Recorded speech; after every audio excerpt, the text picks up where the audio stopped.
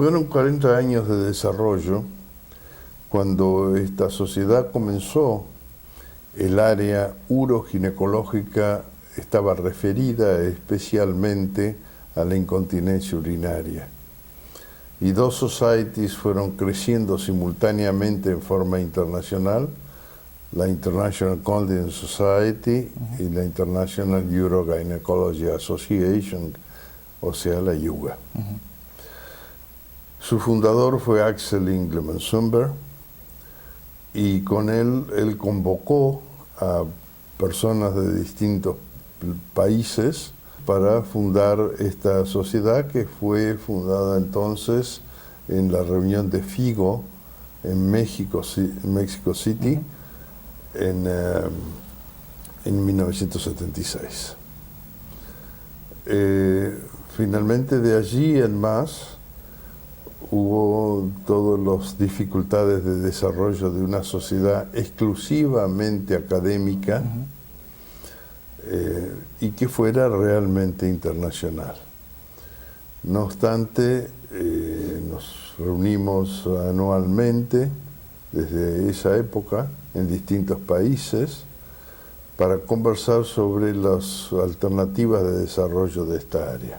And we were at the FIGO meeting in Mexico, and Dr. Jack Robertson and Dr. Axel Engelmann Sundberg called a meeting and invited a group of us. I think we were about 10 or 12 individuals that came to this meeting, and the idea was to organize the International Urogynecologic Association.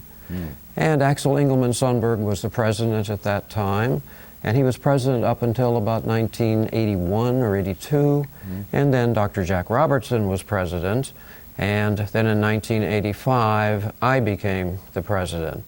So we started out with a very small group, a dozen people or so, and the society has grown tremendously since then.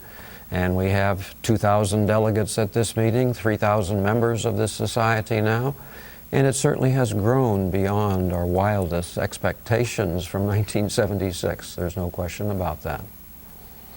The key to the future is identifying those young people who have what we call the fire in their belly to make things happen, okay?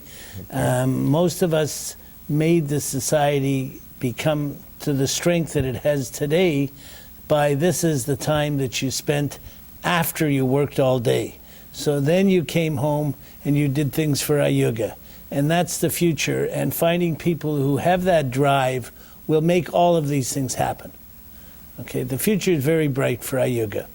Any advice to the current executives as to how you think they should be looking forward to the next decade? Well, climbing to the top is hard, is difficult, but to remain at the top of a good scientific work, of a good unified organization, is even a harder job to do.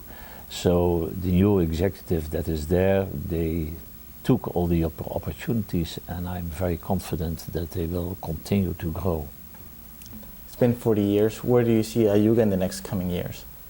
I think what will happen in the future is IUGA will collaborate with other organizations and perhaps have joint meetings, particularly with the organizations in the U.S.